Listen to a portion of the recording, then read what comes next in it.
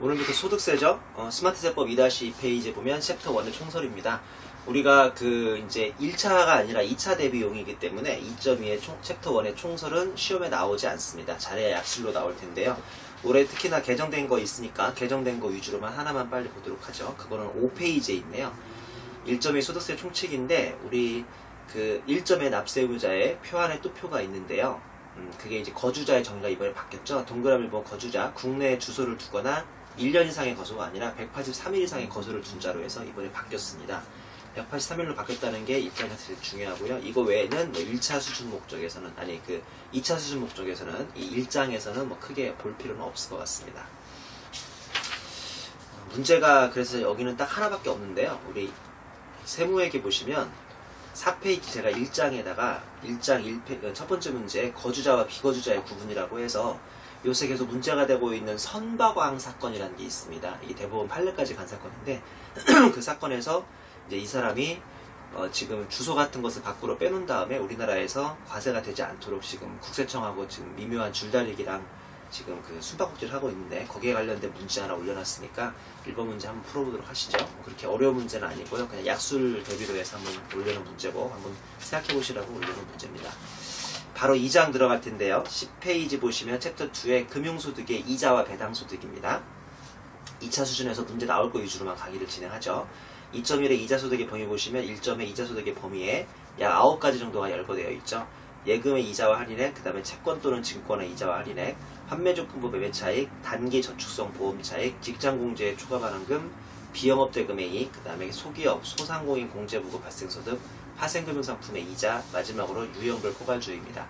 아시겠지만 소득세는 열거주의를 하고 있기 때문에 8번까지만 열거해버리면 계속 하루가 다르게 신종 금융상품들이 많이 이제 출현을 할 텐데 그때마다 다 열거를 다시 해야 한다는 단점이 있다 보니까 국세청이 9번의 유형별 포괄주의로 마지막으로 이제 말 그대로 대충 유형만 포괄해놓고 그 안에 들어오면 과세될 수 있도록 이자와 배당소득을 구성해놓고 있죠. 줄 1번 보시면 국채 삼협금융채권, 정책금융채권, 예금보험기금채권, 그 다음에 예금보험기금채권, 상환기금채권, 마지막으로 한국은행 통화안정증권을 통해서 공개시장에서 통합 발행되는 경우는 채권의 매각가액과 액면가액의 차익은 이자소득이 아님이라고 되어 있는데요. 그러니까 쉽게 얘기해서 동그라미 양가로 1번에 예금, 이자와 할인액이 들어갑니다. 우리 할인 발행되거나 그러면 할인되는 금액이 있잖아요. 그것도 이자에 들어가는데 이렇게 국채 등은 그 할인액이 이자로 들어가지 않는다는 뜻이고요.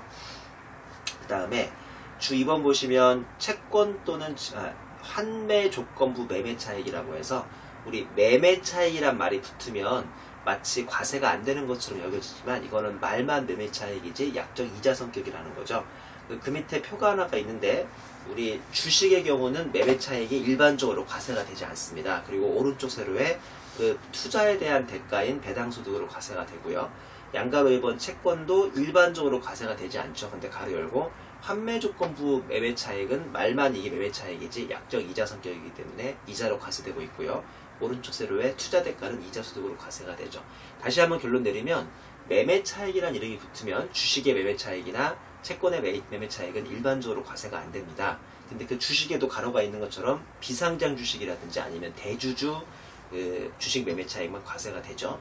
그리고 채권도 일반적으로 과세되지 않는데 지금 배우시는 환매조건부 매매차익만 매매차익이란 이름을 가장한 일종의 이자소득 약정이자이기 때문에 과세가 되고 있습니다. 옆 페이지 주 3번 보시면 보험차익에 대한 과세라고 해서 이것도 아주 간단한 표죠. 양가로 1번의 저축성 보험은 10년 이상이면 과세가 제외되는데 물론 가로 열고 납입보험료가 2억이 안 돼야 한다거나 요건이 필요한데요. 수험 목적으로 이 지면의 한계 때문에 막 5억짜리, 10억짜리가 문제에 나올 확률은 대단히 낮기 때문에 아마 시험에 나오는 것은 대부분 과세가 안 된다고 생각하시면 되겠네요. 10년 이상만 만족한다면. 그리고 10년 미만은 이자소득 과세가 되는데 가로 열고 종신형 연금보험은 과세가 제외가 된다고 되어 있고요. 양가로 1번의 보장성 보험은 우리 흔히들 광고에서 묻지도 따지지도 않고 막 이런 광고 있잖아요. 오늘은 전화만 하는 날 AIG 띠링띠링 여러분 아시는 게 다 저축성 보험이 아닌 보장성 보험이거든요. 이 보장성 보험은 내가 아파가지고 돈이 나왔는데 그게 다치거나 아픈 게 사업과 관련이 있으면 사업소득이에요. 즉 내가 이제 택시 회사를 운영하고 있으면 그게 사업소득이잖아요. 그 택시 운영회사에서 택시 몰다가 다쳐가지고 뭐가 보험금이 딱 나온다. 그러면 그런 건 사업소득이고 그게 아니라 사업과 무관하면 과세 제외가 되겠습니다. 밑에 참고에 있는 이자소득으로 과세되지 않는 보험계약 요건은 제가 이회독이라고 했는데요. 이거는 글쎄요, 이회독의 가치도 없지 않나 싶어요. 우리가 뭐 보험금융상품 전문 자격증을 공부하는 것도 아니고 하니까 간략하게만 한번 읽어봐도 뭐 큰 문제는 전혀 없겠습니다. 넘기시면 주 4번의 직장공제의 초과반환금인데요. 직장공제의 초과반환금은 1차에선 거의 나오지 않지만 2차에서는 예전에 가끔 나온 적이 있으니까 한 번 정도는 정리를 하셔야겠습니다. 내용을 보시면 직장공제의 초과반환금은 직장공제의 반환금 빼비 납입공제료, 그러니까 이거죠. 자기가 이번에 20년 동안 회사를 다니면서 지난 20년 동안 매년 매달 월급 받을 때마다 이미 일정 금액을 계속 그 소위 우리 이자에서 이것저것 빼지 않습니까? 거기 이제 회사 내부에 상조회나 공제회가 있어가지고 20년 동안 2천만 원을 떼인 거예요.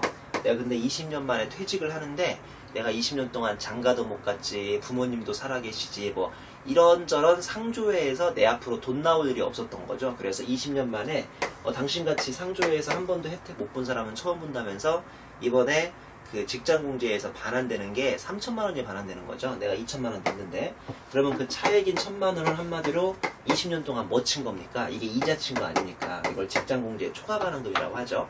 이게 그냥 반환금이고요. 이거는 초과반환금이 되는 거예요. 20년 동안 2천만 원 냈는데 이번에 3천만 원이 반환이 되니까 초과반환금은 1천만 원이라는 거죠. 이게 아주 간단한 로직이죠. 자, 근데요, 꼽표시 보시면 일단 개정된 게 있는데 직장공제의 초과반환금을 분할하여 지급받는 기간 중, 그러니까 이거를 한 번에 1천만 원을, 3천만 원을 줘야 하는데 이걸 또 퇴직한 다음에 몇 년 동안 분할해서 준답니다. 이 참 회사가 고약하네요. 주려면 한 번에 주지. 보시는 것처럼 이게 이제 지급받는 기간 중 추가로 발생하는 이익은 일반 이자소득, 그러니까 2014년까지는 14% 받는 일반 이자소득 과세였는데요. 이게 2015년 1월 27일 이후 분할 지급 받는 분부터는 이렇게 한마디로 이거를 한 번에 퇴직할 때 받아야 하는데 이걸 또 뭐 10년 동안 나눠서 주다 보니까 회사가 또 거기에 10년치 이자를 100만 원을 더 준다면 2014년까지는 14%짜리 이자였는데 2015년부터는 이 자체를 타 직장공제의 초과반환금에 포함이 돼서 1100만 원이 결론적으로 직장공제의 초과반환금이라고 하는 거죠. 이런 게 굳이 중요할까요?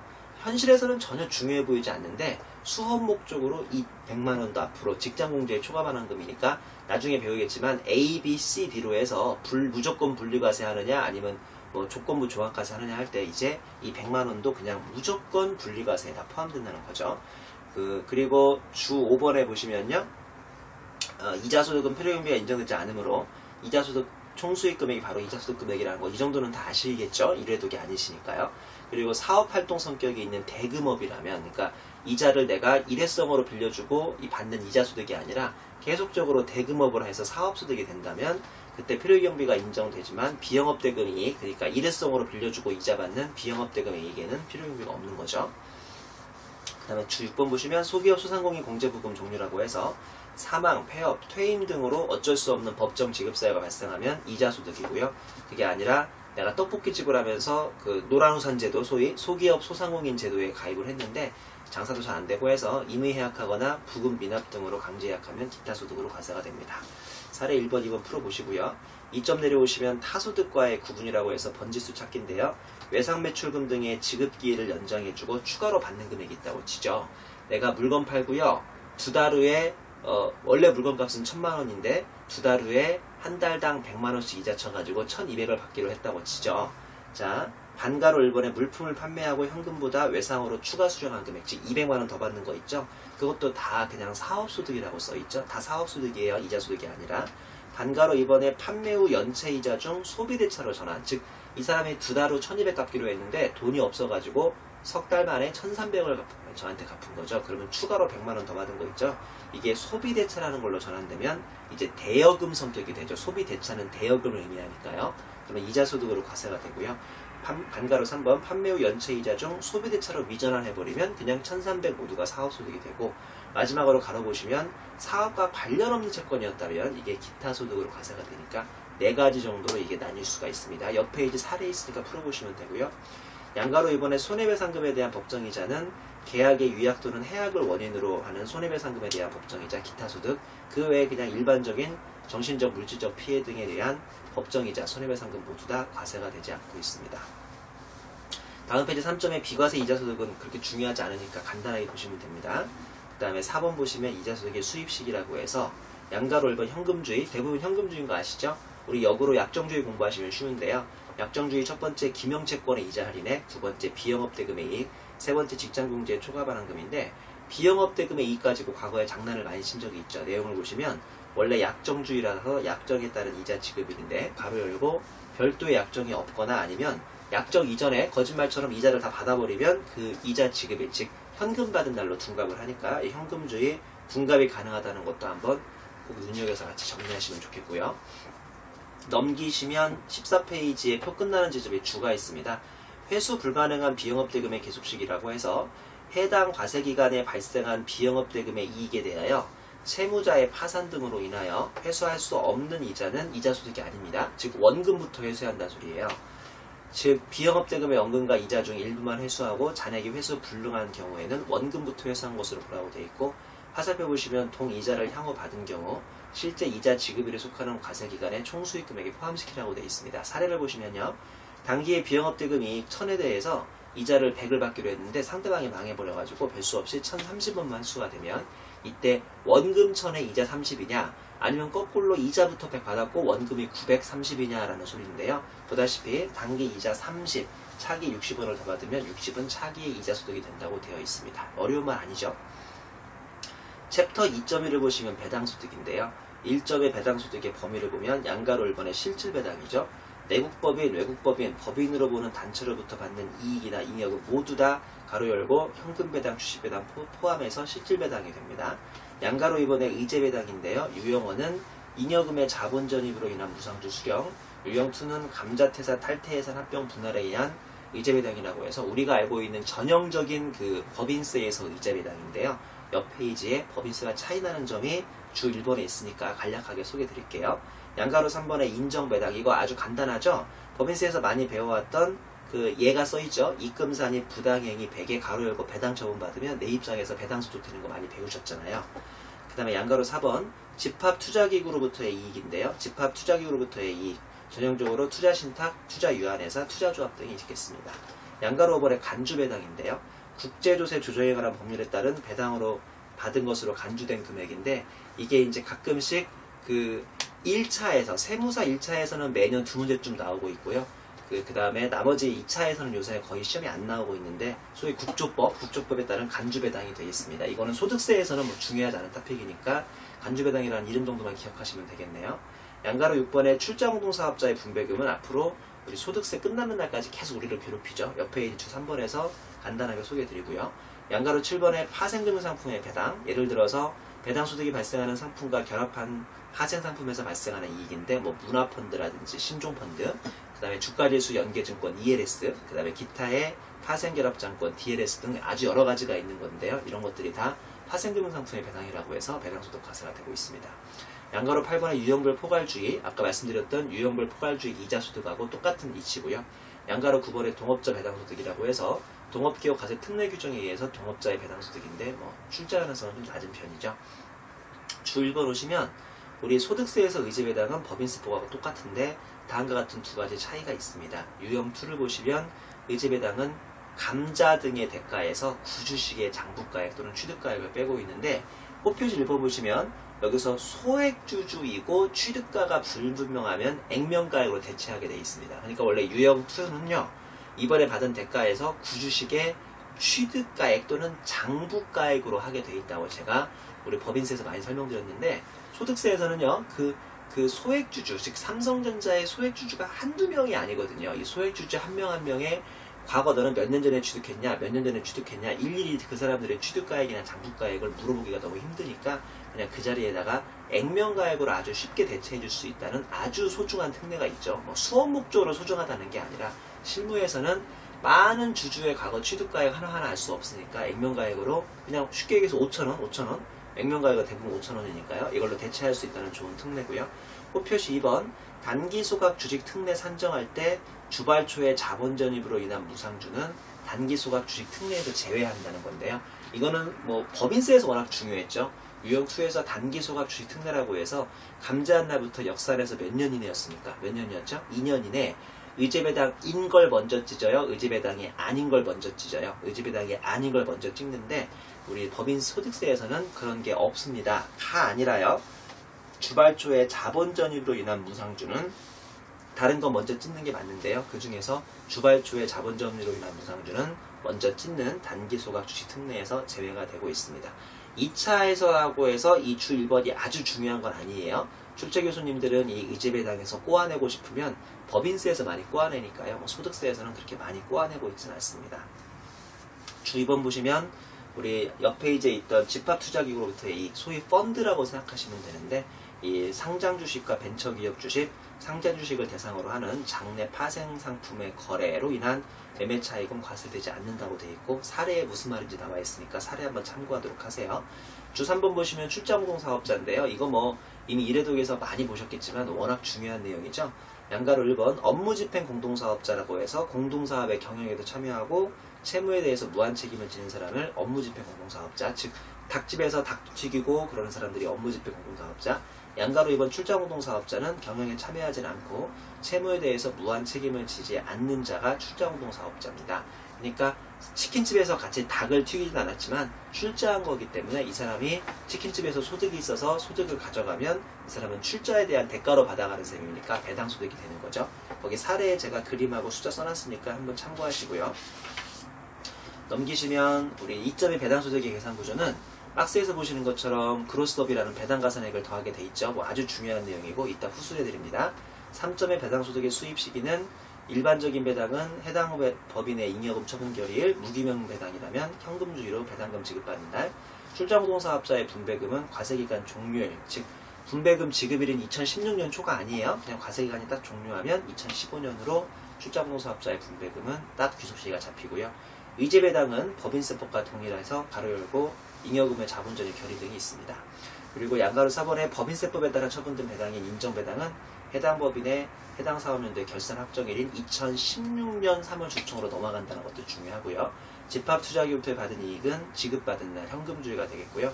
간주배당 60일 되는 날입니다. 간주배당은 60일 되는 날이 배당소득의 귀속시기가 된다는 것은 국조법에서는 상당히 중요하죠. 우리 소득세법에서는 중요하지 않지만 국조법에서는 종료일의 다음 날부터 60일 되는 날, 12월 31일 날이라면 그로부터 60일 되는 날인 3월 1일 이 정도가 되겠고요. 양가로 7번 유형별 포괄주의 현금주의, 양가로 8번 파생금상품의 배당도 현금주의가 됩니다. 챕터 2.3의 금융소득의 과세 방법이 이게 제일 중요하죠. 아시겠지만 금융소득은 무조건 분리과세 A, 무조건 종합과세 B, C, 조건부 종합과세 D로 나뉘고 있고요. 옆 페이지 보시면 무조건 분리과세 A 5개가 나오죠. 이거 무조건 암기하셔야죠. 비, 직, 장, 법원, 아파트로 저는 앞글자를 땄었어요. 비, 직, 장, 법원, 아파트. 아파트는 참고로 5번에 가로에 있습니다. 이 5개는 무조건 분리과세인데요. 오른쪽 서류의 원천징수세율도 뭐 알아두시면 좋죠. 비실명 금융소득은 38%, 가로 열고 금융실명 대상이면 무려 90%입니다. 90%. 그다음에 직장공제 초과반환금은 기본세율. 근데 연분연수법이라고 해서 나중에 퇴직소득세에서 다시 한번 호수를 할 것이고요. 단가로 3번의 장기채권 이자 중 분류과세 신청분이죠. 가운데 서류 기억하셔야 돼요. 발행기간이 10년이 넘어가셔야 합니다. 그리고 오른쪽 서류에 30%로 원천징수하는데 이게 가끔씩 함정으로 나오죠. if 분류과세 신청하지 않으면 14% 세율로 원천징수하고 조건부 종합과세 한다는 것도 함정으로 기억하시면 되겠고요. 그 다음에 반가로 4번에 법원 보증금, 경락대금 이자소득은 14%, 그 다음에 반가로 5번에 법인격 없는 단체 금융수익인 아파트 관리사무소도 14%로 과세되고 있습니다. 양가로 2번에 무조건 종합과세인데요. 출자공동사업자 배당소득은 오른쪽 세로의 25%, 상당히 원진세율 높다는 거. 반가로 2번에 국내에서 원천징수하지 않은 금융소득도 가운데 서로 보시면 제가 공부할 때는 하나밖에 없었어요. 동그라미 1번에서 9개로부터 받는 금융소득은 우리나라에서 아무도 원천징수하지 않으니까 이 하나밖에 없었는데요.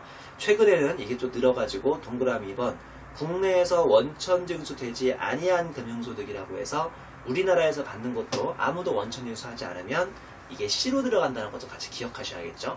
그 다음에 원천징수세율은요 뭐 없습니다. 왜냐면 원천징수하지 않으니까. 만약에 근데 잘 보세요. 이것도 함정으로 나오니까 만약에 국외금융소득을 국내 대리인이 원천징수한다면 D라고 되어 있으니까요. 이것도 같이 기억을 해두셔야 좋겠습니다.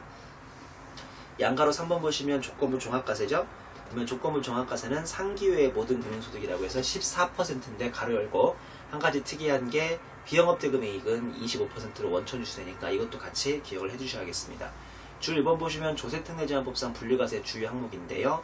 동그라미 1번 발행기간이 7년 이상인 사회기반 시설 채권 이자 소득은 14년까지로 이제 발행한 걸로 끝났으니까 그렇게 중요하지 않고 14%고요. 그 다음에 동그라미 2번 선박투자회사, 해외자원개발투자회사, 해외자원개발투자 전문회사로부터 받은 배당소득인데 액면가액 2억 이하고요. 액면가액 2억 초과해버리면 조건부로 14%로 갑니다. 1차에선 거의 안 드는데 2차에서 가끔씩 건드는 탑픽이니까 잘 정리하셔야겠죠. 그러면 원천지 수혜율은 액면 5천만원 이하이면 9%, 5천만원에서 2억까지는 14%라는 거 기억하시고요. 그 다음에 다음 페이지 동그라미 3번 임대주택의 일정 비율 이상을 투자하는 부동산 집합투자기구, 부동산 투자회사로부터 받은 배당소득도 2천만원 2억 초과하면 14%라는 것도 기억하시고요. 세금으로 된 종합저축 9%, 고위험 수익 투자신탁 이자 소득 등은 5천만원 이하까지 14%, 그 다음에 동그라미 6번 2번이 신설됐죠. 고배당 기업으로부터 받는 잉여금 처분 결의에 따라 지급받는 배당소득에 대해서 원천징수 의무자에게 분리과세를 신청한 경우라면 25%, 화살표에는 분리과세를 신청하지 않으면 조건부 종합소득으로 해서 9%로 가는데 아마 수업 목적으로 이쪽이 더 시험이 많이 나올 확률이 큽니다. 9%짜리가요. 그 다음에 그 밑에 얘 우리가 2억까지를 어떻게 9%와 14%로 나누는지 얘가 나와 있으니까 참고하시고요. 주 2번 보시면 배당소득 증대세제 신설이라고 해서 꽃표지 1번 고배당 상장기업의 요건이라고 돼 있죠. 동그라미 1번 배당 성향이 시장 평균가액의 120% 이상이고 총 배당급 증가율이 10% 이상이거나 아니면 배당 성향 배당 수익률이 시장 평균의 50% 이상이고 총 배당금 증가율이 30% 이상이면 우리는 고배당 기업이라고 이렇게 보통 정의를 내려주죠. 그래서 고배당 기업이면 저기 있는 것처럼 분리과세를 신청하지 않으면 조건부이고 9%로 들어가니까 수업 목적으로 이 주 2번에 있는 고배당 기업의 특징을 기억하시기보다는 저기 표에 있는 것처럼 화살표에 있는 분리과세를 신청하지 않으면 조건부 종합과세이고 9%라는 걸 잘 기억하시면 될 것 같습니다. 그 다음에 이것도 많이들 물어보시던데요.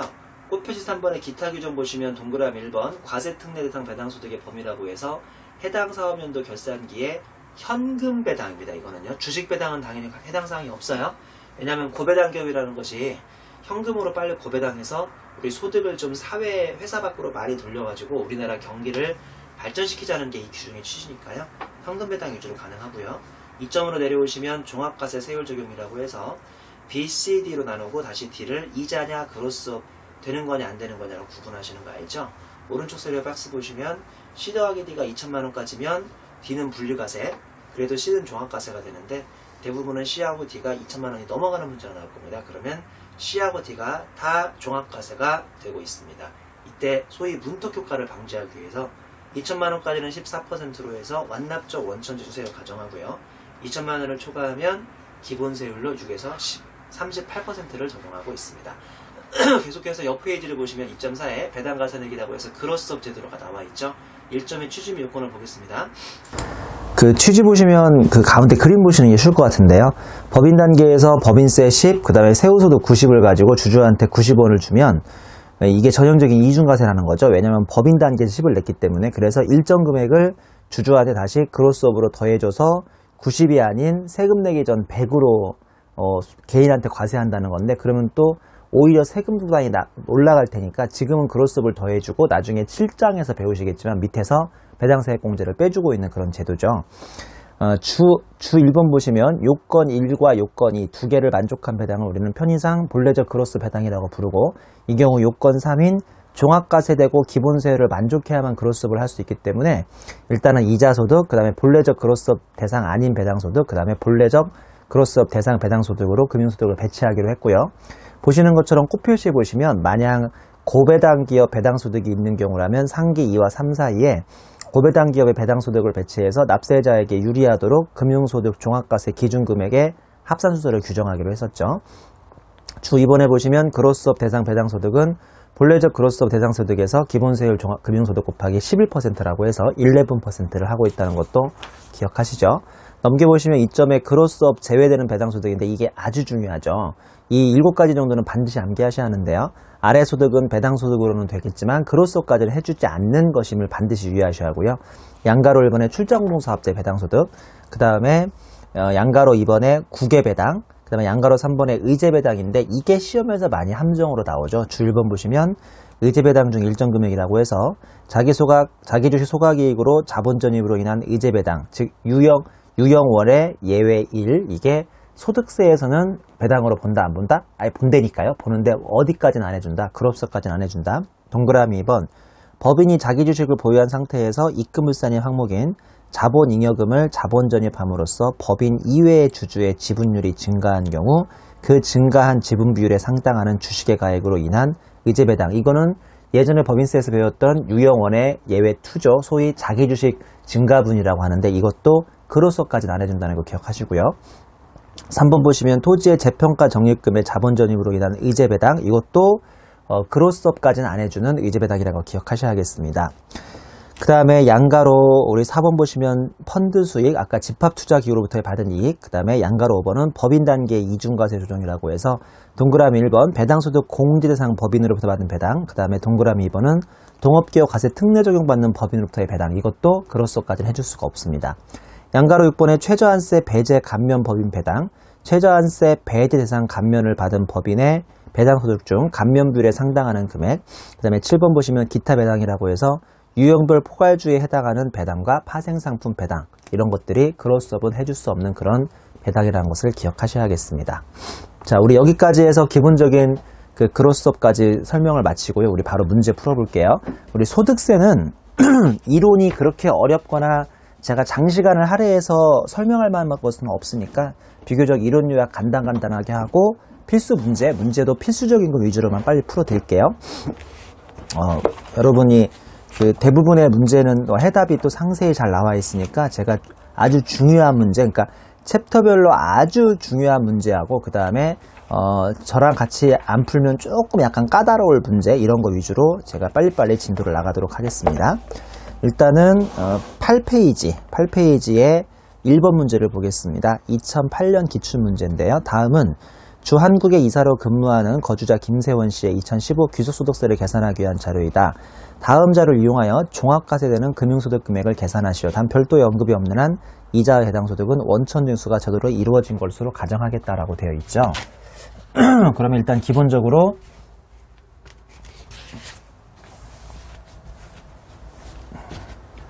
B, C, D는 이자 소득이냐, 그로스업이 안 되는 거냐, 그로스업이 되는 거냐. 혹시나 요새는 고배당 기업이 이 사이에 끼어 나올 수도 있습니다. 이렇게 해서 B, C, D를 나누신 다음에 C 더하기 D가 2천만 원이 넘어가면 올 종과, 아마 대부분 시험 문제는 넘어가는 문제가 나오겠죠. 그리고 거기에다가 그로스업을 해주셔야죠. 그로스업은 미니멈입니다. 미니멈. 본래적 그로스업, 본래적 그로스업하고 그 다음에 2천만 원을 넘어가는 금액, 최근에는 고배당 기업이 껴있으면 고배당 기업까지 여기다 넣어주셔야 한다는 것도 유념하시면 되겠습니다. 양가로 1번 비상장 내국법인으로서 받은 현금 배당인데요. 전형적인 그로스업 되는 금액에 넣어주시면 되고요. 양가로 2번 국내에서 받은 비영업대금의 이익이라고 해서 600만 원이 있는데 약정에 의한 이자 지급일이 2014년이었는데 실제 수령을 2015년 1월 5일날 했으니까요. 이거는 둘 중에 빠른 날은 14년 귀속이 될 것이고요. 양가로 3번의 환매조건부 매매차익은 450만 원인데 150만 원은 보유기간 이자 상당액이고 300만 원은 순수 매매차익인데요. 말씀드린 것처럼 이거는 매매차익이란 이름이 중요한 게 아니기 때문에 그로서까지는 되지 않아요. 이자소득에 450 넣으시면 되고, 양가로 4번의 비상장법인의 법인세에 따라서 배당으로 처분된 금액은 전형적인 그로스업이 가능한 배당소득. 양가로 5번의 국내에서 받은 집합투자기구로부터의 이익인데요. 그로스업이 되지 않는 배당소득으로 간주가 되겠습니다. 자, 그 다음에 양가로 6번 보시면 홍콩에 있는 외국은행부터 받은 이자인데 원칙적으로 꼭 표시해 있는 것처럼 국내에서 원천징수가 안 되는 게 정상이죠. 국외에서 받는 거면. 근데 가끔씩 함정에 이게 국내에서 원천징수 됐다라고 함정을 쓰는 경우가 있는데 그러면 이자소득 D로 내려오셔야겠습니다. 양가로 7번에 비상장법인 주 A의 주식 발행 초과금을 자본전입으로 수령한 무상주가 보다시피 만천주가 있는데요. 액면가액이 5,000원, 시가가 9,000원이라고 되어 있죠. 그리고 꽃표시 보시면 천주는 주 A의 자기주식 보유로 인하여 김세현 씨가 추가로 수령한 무상주죠. 그럼 이게 천주 곱하기 액면가액 5,000원씩만 요것만 그 배당소득에 들어가잖아요. 원래는 의제배당 유형2, 이 문제에서는 의제배당 유형1의 예외2로 우리 배당소득으로 가세되는 게 11,000주 중에서 1,000주만, 그리고 곱하기 액면가액 곱합니다. 무슨 말인지 모르겠으면 법인세를 복습하세요. 이거는 법인세 내용이니까. 그럼 이 금액이 얼마가 되냐면 500만 원이 되죠. 이거는 그로서까지는 해준다 안 해준다? 해주지 않는 금액으로 되고요. 이 문제에서는 보시다시피 고배당 기업은 없겠습니다. 자, 마무리하시면 1,300만 원, 이게 2,400만 원이죠. 그러면 더하시면 3,700에 4,150만 원이 나오나 봐요. 두 개 더하면 그러면 C 더하기 D가 4,350인가요? 보다시피 4,350이니까 일단 올 종가 되고요. 본래 적그로스업 2,400하고 그 다음에 2,000만 원을 초과하는 금액이 2,350만 원 있으니까 두 개 중에서 11%, 11% 하면 작은 금액이 얼마 나오냐면 2585가 나오는군요. 2585가 나오고요. 결론적으로 모든 금융소득은 두 개 더하시면 되겠어요. 그러면 46085가 되나요? 그렇죠? 46085 000이 되는 그냥 가장 노멀한 기본적인 계산 문제 되시겠습니다. 다음 문제 풀어볼까요? 다음 문제는 11페이지에 있는 2번 문제 한번 풀어보겠습니다. 그 문제 번호는 다음은 거주자 K씨의 2015년 귀속소득세 신고 관련 자료이다. 다음 자료 이용하여 아래 물음에 답하시오. 단 물음에 대하여 답안을 먼저 제시하고 그 하단에 계산 근거를 제시하시오. 별도의 언급이 없는 한 소득세 신고와 관련하여 필요한 자료와 증명서류는 적법하게 제출된 것으로 한다. 또한 자료에 제시된 모든 소득 금액은 적법하게 원천 징수가 이루어졌다고 되어 있죠. 보면 15년 귀속 금융소득의 내역을 보시면 1번부터 8번까지 쭉 내용이 나와 있고요. 물음 1번 보시면 15년 귀속 종합소득에 합산되는 일단은 배당소득금액 계산하라고 되어 있고요. 물음 2번 보시면 분리과세되는 금융소득에 대한 소득세 부담액을 한번 원천징수세액을 계산하라고 되어 있네요. 문제가 두 개군요.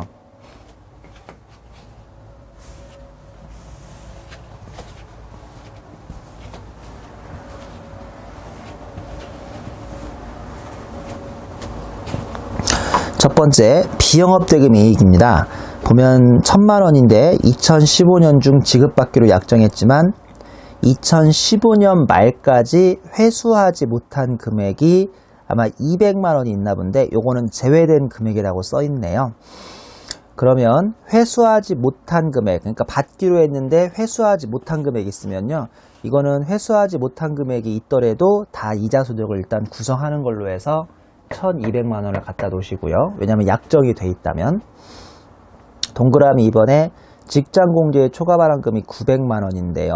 이 직장공제의 초과발행금은 2010년 7월에 가입해서 2015년 6월 말일자로 탈퇴했다고 했는데 이거는 나중에 물음 2에서 다시 한번 다루도록 합니다. 물음 2에서 직장공제의 초과발행금이 1,000만 원이 있다고요? 900만 원 이건 다시 다룹니다. 이 문제에서. 자, 그 다음에 동그라미 3번. 국외 은행으로부터 받은 예금이자가 300만 원 있는데 우리나라에서 원천징수 되지 않는 게 일반적이겠죠. 그 다음에 4번 보시면 선박투자회사로부터의 현금 배당이 있는데요. 이게 보유주식 5억에 대해서 이만큼 받았습니다. 5억에 대해서 받았으니까 5억을 지금 이제 5천만 원하고 나머지 2억까지 부분으로 나눠서 이거는 과세하는 거죠. 이것도 물음 2에서 직장공제 초과발행금하고 선박투자회사 이 두 개는 나중에 다시 한번 다루도록 하죠. 동그라미 5번 보시면 출자공동사업자의 배당소득이라고 되어 있죠. 출자공사업자 배당소득 간만에 나온 2천만 원 여기 있고요. 그 다음에 이 선박투자회사는 지금 얼마 받았냐면요. 선박투자회사를 1억 5천 받았는데 1,500 받았는데 1,500 중에서 5억 부분 중에 2억을 초과하는 3억 부분 이렇게 하면 60%니까 900만 원 나오나요? 이 900만 원 부분은 우리가 그로스업이 되지 않는 선박투자회사 이렇게 일단 여기도 갖다 놓으면서 이따가 물음 2번에서 봐야겠네요. 그 다음에 동그라미 5번 했고요. 동그라미 6번 보시면 비상장 법인으로부터 교부받은 무상주의 액면가액인데 1,000만원이고요. 가로 열고 자기 주식 소각이익을 소각일부터 2년 이내 자본 전입함에 따라 받은 무상주 교부금인데요. 이렇게 하면 우리 의제배당으로 들어갈 수가 있죠. 단 그로스업은 안 해준다고 제가 아까 강조했었고요. 7번 보시면 주권상장 법인으로부터의 현금배당인데요. 3,000만원이고 가로 열고 보유기간은 2년이며 주식의 액면가액 합계액은 5억인데요. 이 가로 내용은 하나도 중요하지 않습니다. 과거 한 몇 년 전에는 이게 보유기간이 얼마였는지 그 다음에 액면이 얼마였는지가 중요했는데 지금은 완전히 현혹자료니까 전혀 아실 필요가 없고요. 8번 보시면 고배당 기업의 특례대상 배당소득인데 가로 열고 분리과세를 신청하지 아니하였으니까 이쪽에다 갖다 놓고 얘를 9%로 그냥 원천징수 세율을 곱하시면 되겠습니다. 이 문제가 참 여러 개가 나와 있는 아주 전형적인 모든 포메이션을 보여주는 좋은 문제네요. 그러면 이게 3,100만원, 4,100만원, 4,100만원에 7,100만원, 7,400이 나오나요? 맞죠? 이게 7,100만원 나옵니다. 그러면 더하면 7,400이죠. 7,400은 당연히 2,000만원을 훨씬 초과하니까 올 종가가 되고요. 여기서 본래적 그로스업을 구하셔야 하는데 본래적 그로스업은 보다시피 3,000만원에 이 문제는 고배당 기업이 끼어있죠. 고배당 기업이 그리고 2,000을 충분히 넘기죠. 2,000까지는 아무리 고배당 기업이 안쪽으로 들어오면 여기에 포함이 돼버리기 때문에 그로스업이 안 되는데요. 이 문제는 더하면 당연히 2,000만원을 넘어가니까 요거는 본래적 그로스업이 3,000에다가 더하기 1,000만원을 넣어주셔야 합니다. 즉 4,000이 된다는 거고요. 그리고 2,000만원을 초과하는 금액은 B는 들어오시면 안 되는 거고 이게 다 더하면 7,400이니까요. 5,400이 초과돼요. 5,400이. 둘 중에 작은 금액은 4,000만원이고 거기에 11%면 4,000만원에 440만원이 추가로 그로스업이 되는군요. 문제에서 뭐 구하라고 했냐면 2015년 귀속 종합소득이 합산될 배당소득을 구하라고 했으니까요. 다 해서 이제 9,400에다가 지금 9,400에다가 더하기 4,400을 더하시면요. 요거에서 9,840만원이 되겠습니다. 왜 9,400인지는 아시죠? 얘까지 더하면 7,400이 아니라 9,400이 되니까요. 이렇게 해서 문제는 일단은 일단락이 되겠습니다. 그리고 여기가 전체 금융소득이고요. 이 중에서 배당소득만 구하라고 했으니까요. 배당을 한번 짚어보면요. 얘 배당이었나요? 얘 배당이었죠 아까? 맞죠? 그 다음에 300은 배당이 아니었고요. 그 다음에 요거 배당이죠. 요거 배당이고 그 다음에 요거도 고배당이니까 당연히 배당이고요. 그 다음에 이 그로스업 되는 것 중에서는 4,400만원만 더 440만원만 다 더하면 되니까 결론적으로 배당은 이 중에서 8,340만원이 나오죠. 배당만 꼽자면 8,340만원이 배당으로만 꼽히고요. 나머지는 이자는 또 이제 발라내셔야겠습니다. 무릎 2번 보시면 분리과세되는 금융소득에 대한 소득세 부담액, 즉 원천징수액을 구하라고 했는데요. 자, 두 개죠. 직장공제의 초과발행금하고 선박투자회사입니다.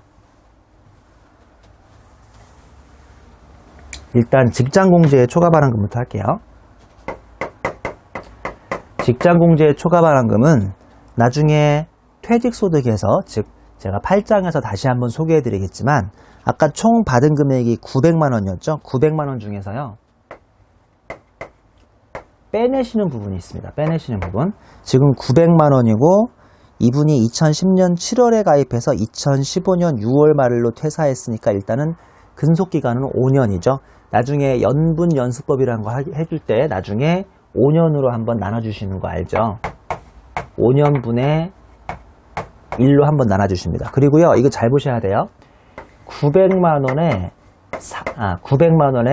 40%를 정유공제로 빼주게 되어 있는데 이게 안타깝게도 2010년까지는 50%를 빼줬었습니다. 2011년부터 과거의 세법이 개정돼가지고 지금 40%를 빼주고 있어요. 이거는 여러분이 아마 수험생활 시작하기 전 규정이라서 과거 꽤 오래전의 경과 규정이어서 지금은 여러분들이 책에서 잘 나오지 않고 파악하기 힘드시겠지만 과거에 50%에서 40%로 바뀐 적이 있습니다. 이분이 지금 총 5년 근무했는데요. 2010년 7월에 근무를 시작했으니까 2010년 7월부터 2010년 말까지는 총 60개월 중에 6개월밖에 해당 사항이 없죠. 즉 900만원 곱하기 60개월 중에 6개월에 대해서는 50%를 해야 하는 소리입니다. 상당히 복잡하죠. 그리고 나머지는 그러면 900만원 중에서 60개월 중에 54개월은 원칙적으로 이렇게 40%를 원래는 해야 한다는 거죠. 안타깝게 이렇게 안 분해가지고 복잡하게 해주십니다. 그러면 이 두 개 더하면 369만원이 지금 나오는군요. 그거를 빼주신 다음에 즉 531만원만 가지고 거기에 대해서 5년분의 1년을 하시는 거예요. 그러면 세율이 아주 밑으로 내려가니까 기본 세율 5%, 6%만 해주면 되고요. 6% 해준 다음에 이 전체에 대해서 다시 한번 연분한 걸 연승으로 5년으로 다시 환산을 해주시는 거죠. 이거는 퇴직소득에서 당연히 배우시는 거 아시죠? 퇴직소득의 연분 연승법이 소유되는 건데요.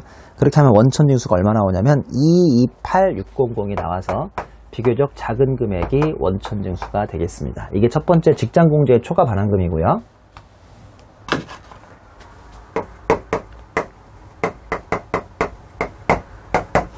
두 번째는 선박투자회사죠. 선박투자회사. 선박투자회사는 아까 1,500이었던가요? 1,500이죠. 1,500인데 이게 전체 5억 중에서 0.5억, 즉 5천만 원까지 하고 그 다음에 1,500에 곱하기 5억 분의 나머지 2억까지니까 1.5억 부분이겠죠. 각각 원천징수세율이 9%하고 14%니까요.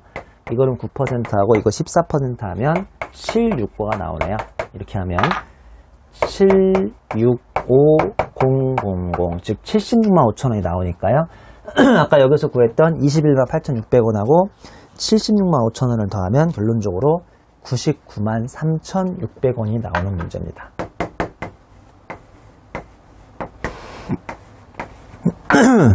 이것도 기출문제죠. 2006년 CT의 기출문제인데 상당히 독특한 것들을 많이 다루는 좋은 문제니까 한번 잘 복습해 보시기 바라고요. 우리 여기서 잠깐 쉬었다가 뒤에 문제들을 계속 한번 풀이하도록 하겠습니다.